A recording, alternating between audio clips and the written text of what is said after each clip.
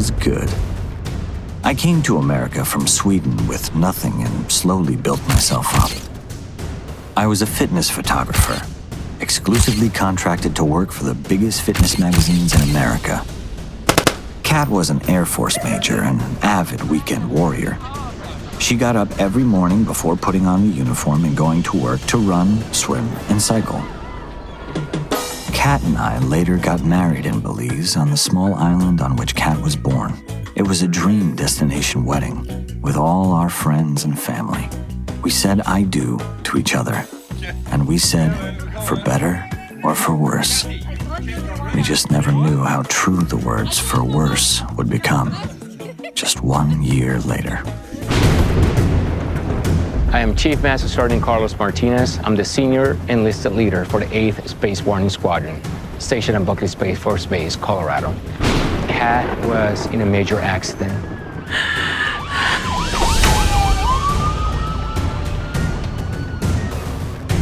Marcy, can I get 2 of morphine, please? I felt weighted by the magnitude of what I would have to share with her because I knew what the scan meant. And I knew what this would mean for the rest of her life.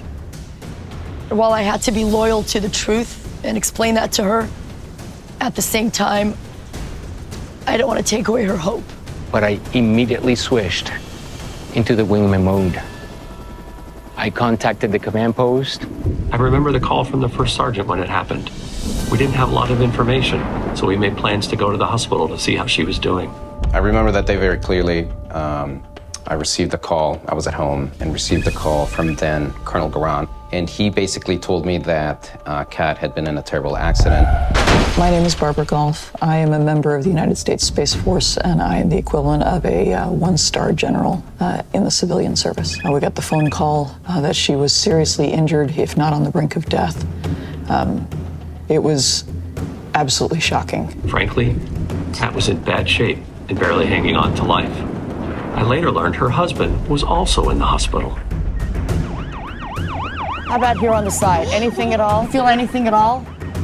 How about up here, sweetheart? Do you feel that? Well, yes. I had to ask her to try and move her arms and legs, and unfortunately, we had to witness that she couldn't move that. And of course, the reality, I'm sure, began to set in at that moment for her. I remember thinking that the 3 of us are about to walk into an abyss, and it was gonna get deeper and darker and more harrowing and more painful before there was any light at the end of the tunnel.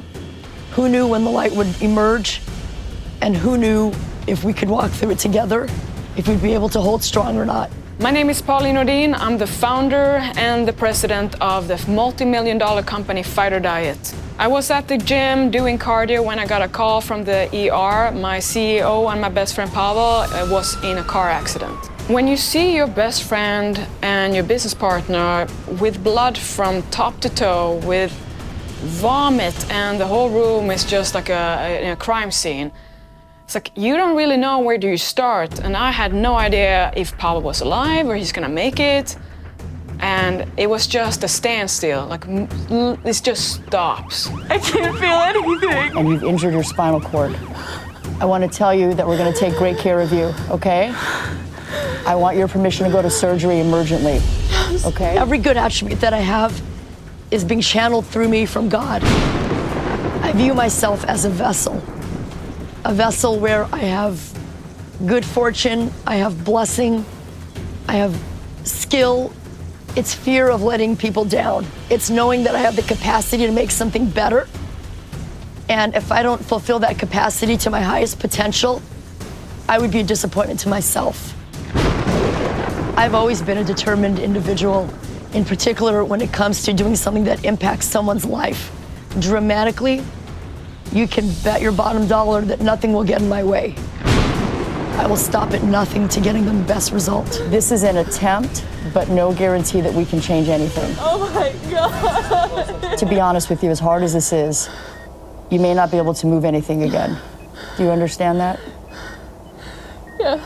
I wouldn't say that I consider myself a hero, because if you look at it in simple terms, I'm merely providing a service to somebody who has a need. There's a need and there's a solution. It's that simple. There's nothing heroic or extravagant. So it's my duty, obligation, and again, privilege. I get as much out of it as they do. I'm delighted to hear that everything's going well for her. Thank you so much. Oh, you're welcome. I'm delighted that everything went well for her. Part of being assigned the lead coordinator for her family and friends, and just as a friend and her supervisor, I had to see her right away. I went to the hospital and I saw her in the intensive care unit, and she was in really rough shape. I mean, she was fully intubated and out. And I didn't get a chance to see Pavel, but my understanding was that he was in really bad shape as well. And it was just a sinking feeling of helplessness. I came to the Long Beach Memorial Hospital.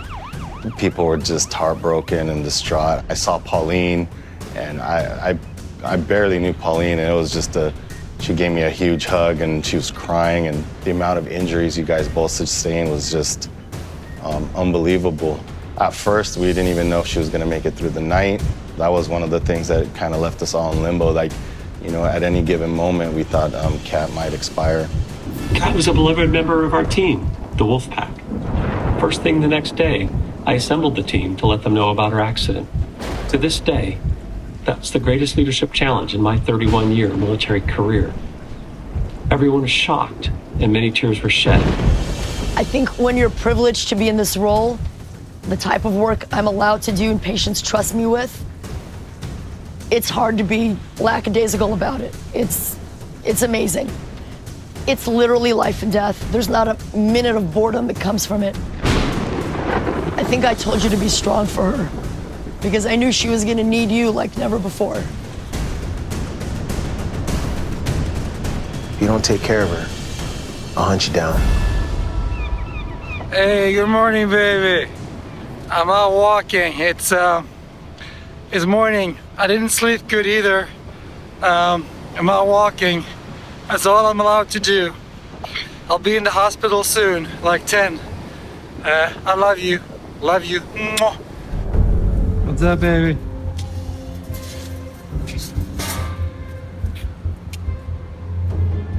I like the fresh air. Yeah, it's nice. So part of the coordination process, there's things you should do, which is get the family there and make sure that they have as few worries as possible. And there are things that you just feel in your heart is the right thing to do.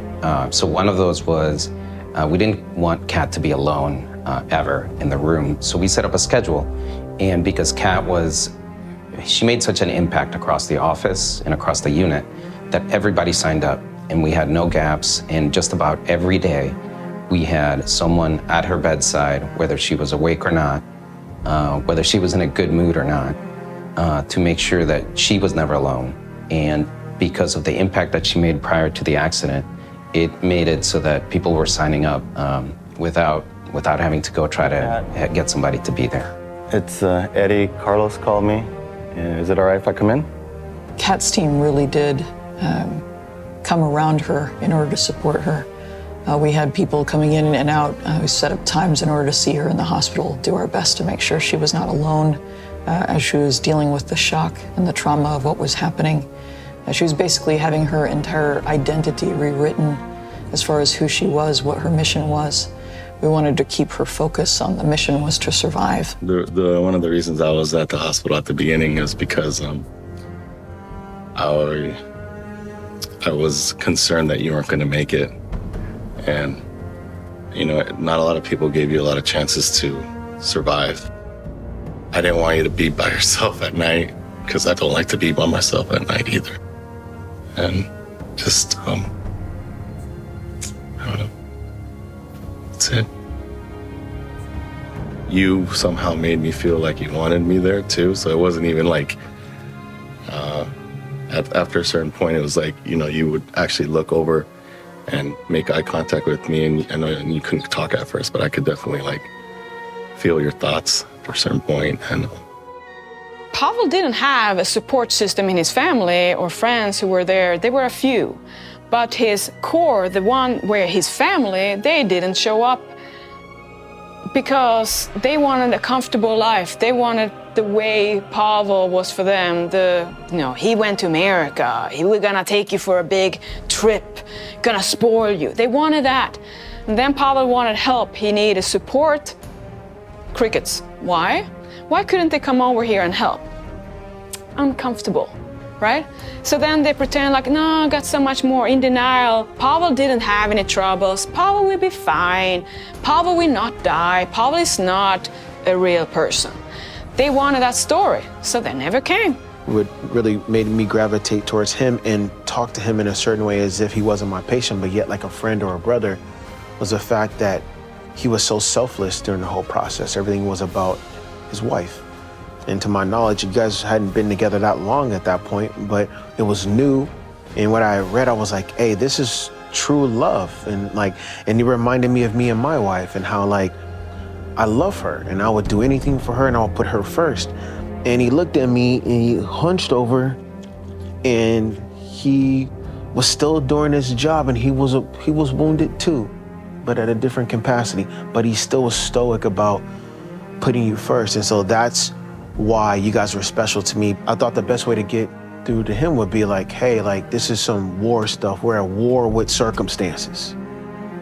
Circumstances are not on our side, but we have to push. Take care of her. This is not gonna be easy. This is not for the faint at heart. This is some bootstrap, strap it up, let's go. We're walking through the mud knee deep and it's gonna be a 15-mile hike and we gotta keep going. And tomorrow's not gonna be any better than today. So get used to the hardships and know how to deal. And let's push. Good morning, from Manhattan Beach. I just wanted to reach out and say thank you to everyone. That's better. I just wanted to reach out and say thank you to everyone. Make no mistake about it, this is no joke. Well, for me, I'll be fine, but Kat's fighting the battle of her life, so keep praying, and I love you all right? I found out about Pavel and Kat through Facebook. Pavel posted a video of himself pleading for help. In that moment, I felt his despair, his desperation, his pain.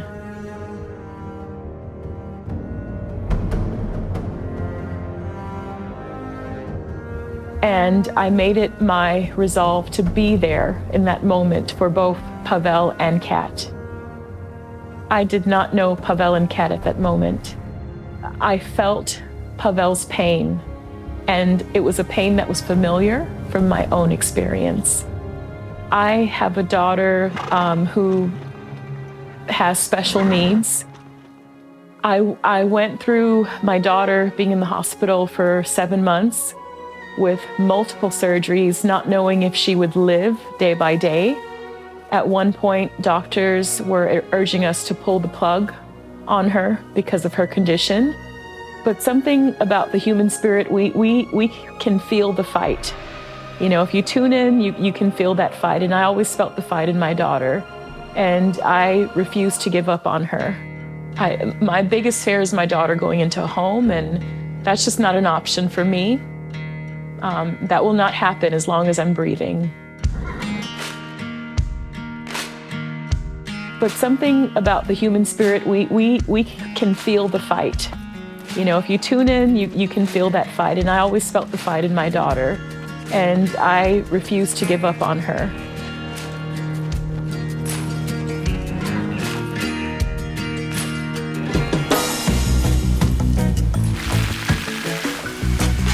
I have known Kathy for almost, I would say, 35 years of my life. She was my next door neighbor. I came so attached to them. We were one stone away from each other. Even though her mom and I were in the same age range, I was more attracted to Kathy. Her mom used to go and sell donuts, caprichos, and I stayed like a babysitter to Kathy, I would say. Pauline had posted on the Fight or Diet Facebook page about this accident, and she asked everybody to start praying. So as a food server, we get paid in cash. So I'd separate all my money at the end of the night, and I'd put the big bills in the bank to pay my bills, and then I would save up those $1 bills for something when I didn't know what they were for.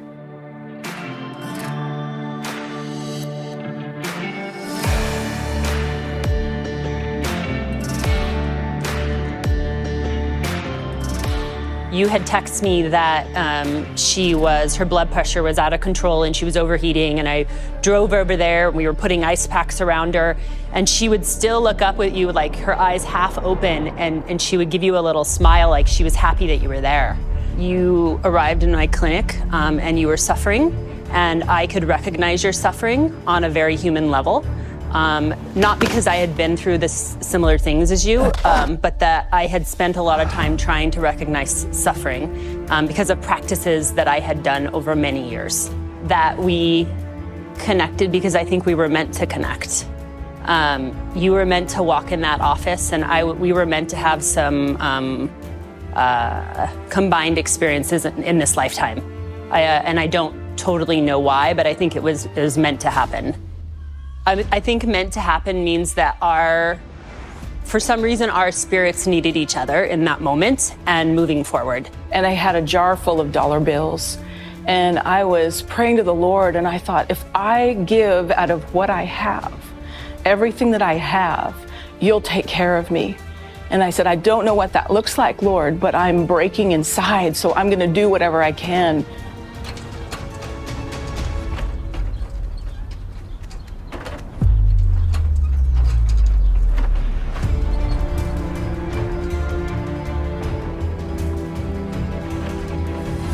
And what do you think Pavel would feel like? He's asking for help. Nobody wants to be there. Can you imagine? You really see. So why is that? Because people are the closest to themselves. It's just natural. But being natural and just being a shitty person doesn't make you a good human being. It just makes you an animal. That's the difference. I would imagine that they were fearful. They couldn't get over their own fear in order to help. I would imagine it's not that they didn't want to help, but they couldn't get over their own fear. I came from a very abusive marriage. It was very difficult for me to understand and claim that it was abusive. And when I started to realize that this was not a safe place for me, it got violent, made me fear for my life. Churches kept telling me, you're just a bitter, unforgiving wife. And I looked in the mirror and I said, Lord, am I bitter and unforgiving? I don't want to be that way. I want to be and emulate you. And so I had to learn that all the stuff that he did to me, that I endured, even what he did to my mother-in-law and the rest of the family, I had to forgive him because it set me free. It didn't take him off the hook for what he did, but it set me free. I yelled at Matt. I screamed, "Fuck you! Why didn't you tell me?" Matt didn't flinch. He just continued walking down the hospital hallway beside me. He let me be mad. He let me fight him verbally for months and never wavered, never ever said anything back. He just absorbed it. We walked down the hospital hall. We lived in these faded, cream-colored and gray hospital hallways.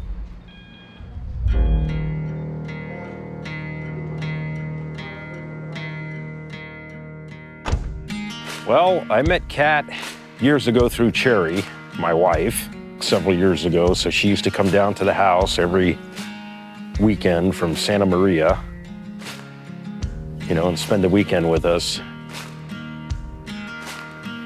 Now let's rack this wall over first. Well, we're family. Family does what family has to do, keep everybody, in line and safe. And what makes a hero? What specific qualities must a hero have? Pauline formulated it for me in a text when she described Matt. They must unselfishly and unconditionally lay it all on the line for someone else. They must go above and beyond any rhyme or reason and sacrifice without ever expecting to be repaid. They would do this because their heart commands them to do so, not giving them any choice in the matter.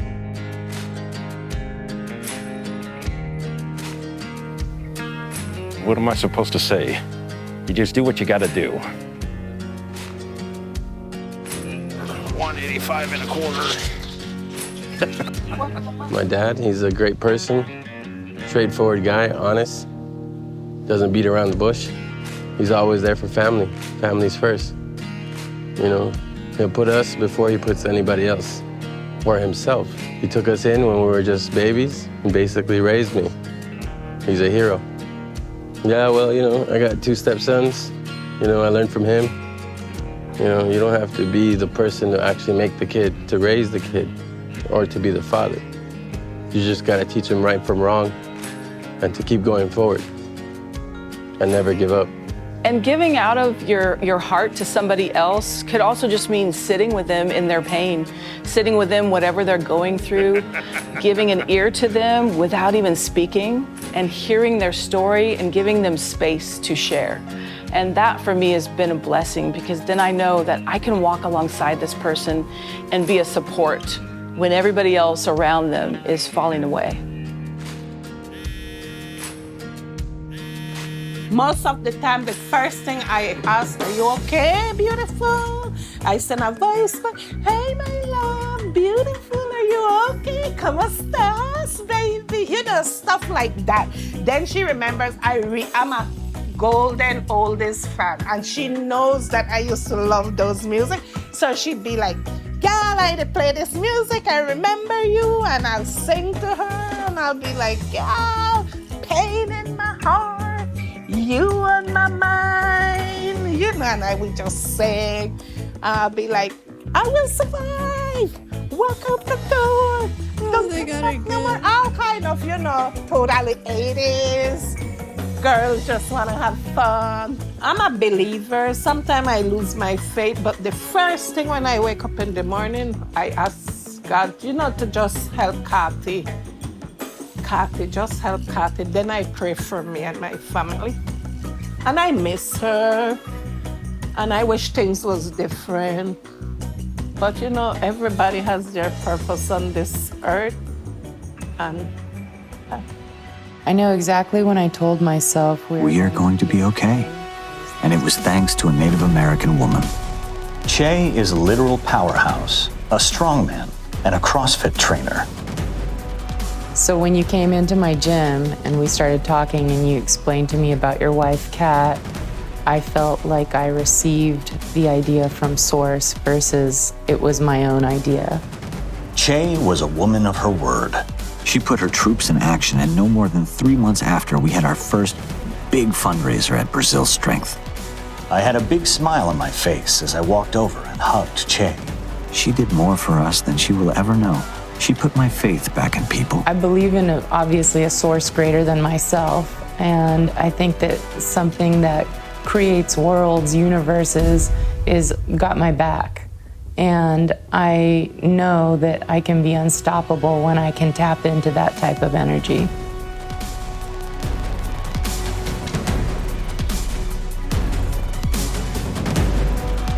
And I think there's a hunger in all of us where we want more, and we're always gonna want more, and we're always gonna push a little bit harder. And that's the satisfaction of living. That's the lust for life, truly.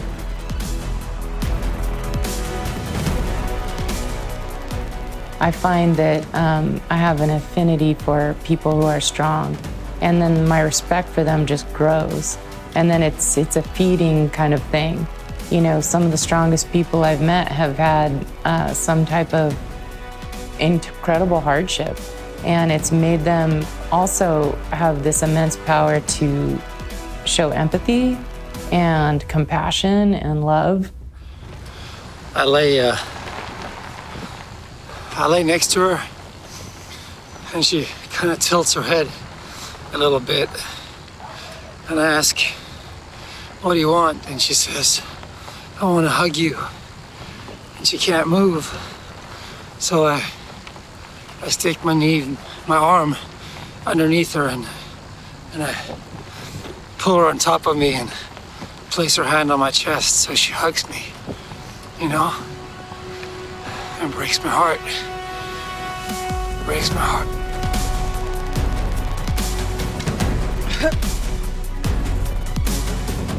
Fuck. I'm like, man, you sure curse a lot if you're feeling close to God. And I go, well, it's electrifying, that feeling.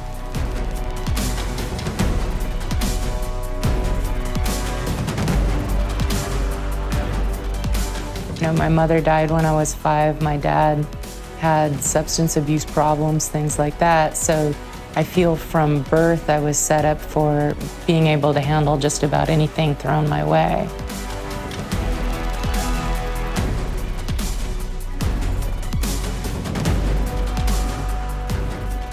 And at the end of the night, it's a very satisfying thing to lay your head down and be like, you know, I did something good today. And I made a difference in someone's life.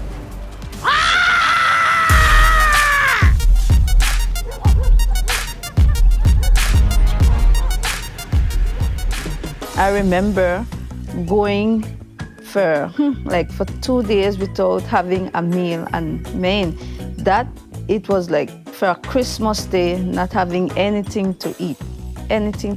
Elsie and Kat are childhood friends. They grew up together here on the island. Elsie reached out to Kat for help. Maynard, a paralyzed man, was living on the streets with a stomy bag on one side and a catheter bag on one side. A store owner had come out from behind and beat him up just for being on the street trying to make a living. People would say, you know what, Elsie, why are you helping that person? He could help him own self, but they don't know. You know, they don't know what is it to walk in the shoes. I have been there, so I know what it is. Kat and I found a renewed sense of purpose in helping Maynard. We fundraised money and we built the first ADA-compliant house here on the island in Belize. Elsie was kind enough to donate the land that we built on. Maynard lived here for a couple of years and he was doing really, really well. Unfortunately, he had to amputate his legs, but he's now back in Honduras, his home country, and he's doing really, really well. Elsie found other people Kat and I could help. Many of them have since passed, but they gave us the gift of helping them. Even if we could only ease the suffering an hour or a day or a week, we saw them and they saw that we saw them. Hi, I'm Marta Avila. I also want to thank Scotty for my brand new wheelchair. Tali boyfriend. They were not able to, they're not here no more, but I was grateful and happy that I was able to touch their lives in some way or the other. And like I said before, that I am grateful for Kat and Pavel, who also shared that love with me to them. Everyone has challenges in life. And sometimes we find ourselves in a place where we simply cannot understand why we're in the challenges we are in. I think for Kat, her whole life has been one challenge after another. From the psychosocial trauma that she experienced repeatedly as a young woman, to being sent away from her home as a teenager, coming to a foreign country, entering the United States Air Force, and kicking butt and climbing the ranks for 18 years. Becoming a triathlete and excelling at all those activities involved. That was all preparation for what ended up happening to her. What ended up happening to her was going to require all the strength that she had developed through all of those other challenges, and then some. And so maybe the reason for the psychosocial trauma, the reason for all the challenges she faced in the Air Force, the reason for all the personal challenges as she trained to become a triathlete was so she would have the determination and the fortitude to develop the will to live despite this harrowing experience, which very few people would be able to succeed and tolerate the way she has. I'm sure this has been the biggest trauma of her life, but everything she went through before prepared her for this in some way. And she's a living example for the rest of us about what we can do if we set our mind to it, even if we don't fully control all the circumstances and all the events. There's something we can do with our lives, despite the harrowing nature of the circumstances. The difficulty of her life and the habit of the challenges in her life are probably what drive her. Kat has not had an easy life. She is an immigrant with a sexual assault background repeatedly, and she has a defiant streak to her, a stubborn streak to her. She won't stop.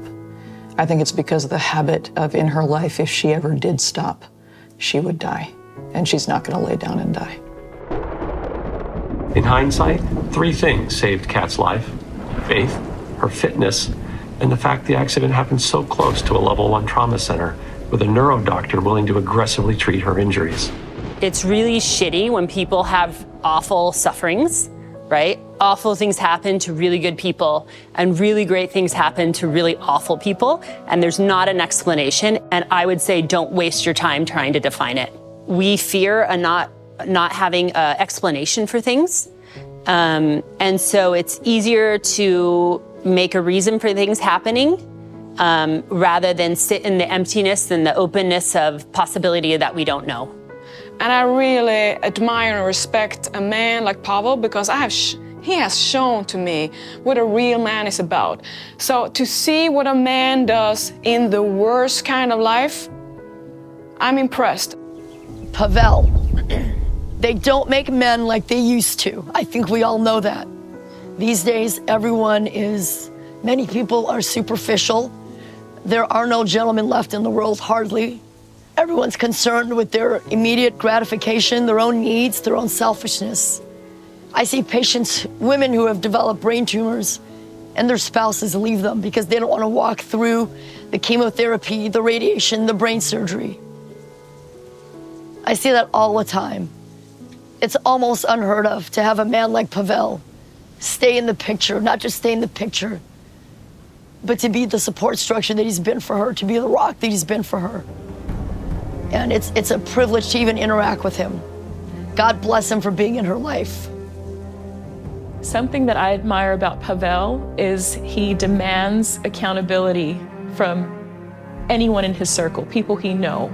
And why it's so effective is for those who don't pick up on cues, who may have heard of a situation, an accident, and they think, oh, well, that person will be fine, or I'll pray for them.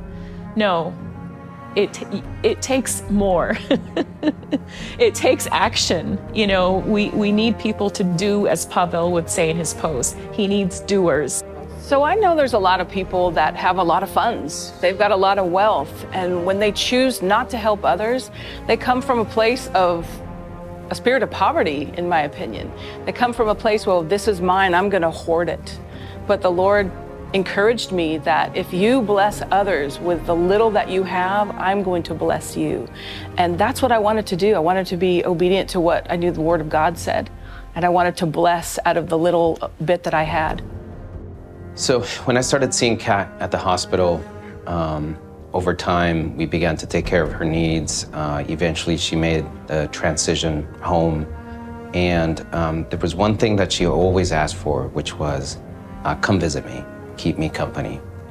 All the other things, whether it's care or insurance or administrative VA stuff, the most important thing she always asked everyone, or at least to me, was, don't stop visiting me. And I never did.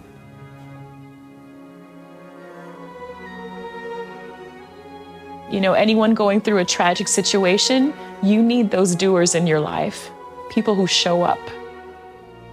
And I've learned from him because it's not Pavel doesn't it's a art, it's a gift that he has of not tearing others down, but rather calling them to action and calling them to be their best versions, to show up. And I so admire it. You have to work on yourself no matter what situation you are in life. If you don't have, you still have to work on yourself. When things are taken away from you, we show who we really are. And I believe also people show us who they are when we don't have anything to offer. And the mind is very important to take care of, because if we lose the ability of movement, it's our mind that's going to keep us alive. You told me you got in an accident. At that point, you hadn't told me the severity of the accident. I know nothing of Kat. And I said, how wonderful. You had a direct experience with the death meditation. And I had been practicing, trying to practice the death meditation, because when you realize your own death, then then you actually start to live. Again, we're taking out the fact that Kat was injured. If Kat wasn't in the accident, then we say, look, you walked away from it, you had this direct experience with death, and now you became a better person and you're helping more people and you're more aware. You're in more unity with your divine nature, as they say, potentially, right? You're working towards your enlightenment, whatever enlightenment means to you. My path, my dedication in my life has been to find meaning in every day is how can I be of benefit to others? Brothers and sisters, whatever situation we might be in, we don't give up. We continue, we take a deep breath and pray and let the Lord control. Let Him take control. Just all you need to do is keep trusting in Him and that all will be well. Let's shine in our community. Let's go out there and help the needy, even if it's a little bit, but we will make a difference in their life. If you are a sentient being with feelings, anyone can show love and compassion. You don't need money, you don't need resources. If you have a heart that beats, if you pay attention to others and care about others, it's the caring, the love and the compassion that you show for others should motivate you to do something and be there. Even if it's just words of encouragement, even if it's just calling someone, showing up, those things go a long way. Ready? What do you want to say? Woo! There we go. We got a feather. Did he whack you in the nose a little? She lives a life of greatness and challenges herself, her mind, and that just blows me away. It makes me want to be a better person. In the Buddhist tradition, there's this idea of the 6 perfections, and if you perfect one of them, you become enlightened. And when you had sent me this question, and I thought about it a little bit more this morning, and I was like, what does Kat embody so well? One of the perfections is joyful effort. So she sits in a wheelchair. She has all these things going against her, yet she can finish another degree. She is there for people. When I've come into your house, she greets me with this joy and happiness that she's happy to see me, which is pretty profound, because I'm not quite sure I'd be happy to see anyone if I was in her situation. So she's embodied joyful effort. In the time since the accident, she's spent a great deal of time going back to school, learning what she's going to be able to do, picking up old passions and creating new ones. And one of those, for example, is she's been brought on as my chief of staff for my operations in the U.S. Space Force. She is our taskmaster, which is what she's always been like. She's very good at attention to detail. She brings a lot of people together. She is utterly unafraid about taking on new challenges, meeting new people virtually in order to make connections, establish relationships, and keep moving forward for things that are very new, very hard. And she does that all with her stylus. So she does more with her stylus and a phone call with voice address than most people do with 10 fingers and a computer and an entire operations center. While Kat was still at the VA hospital, we arranged a visit from the Chief Master Sergeant of the Air Force. To give you a sense of Kat's determination and courage, she insisted on being out of bed, in standards, and wearing her official physical training uniform when she met with Chief Cody. It was probably that moment I knew Kat would be all right. Her grit would carry her through. And, we were able to go to Belize, which I never would have even dreamt of. When I was sitting at the hospital, I would have never even dreamt that we were going to be in Belize.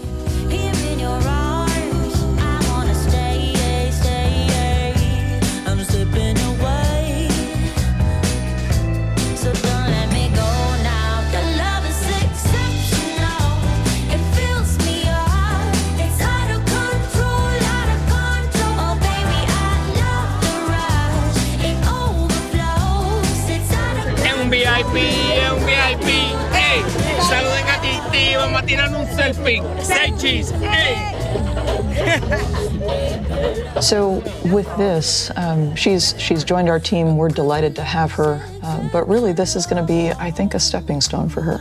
So she's getting back into the habit of professional interactions, reestablishing connections, learning through what we've all been learning through with COVID, that it's not about physically being next to someone, physically being able to move, but being able to make connections. And she can do that without raising a finger. She doesn't have to. God! Oh my God!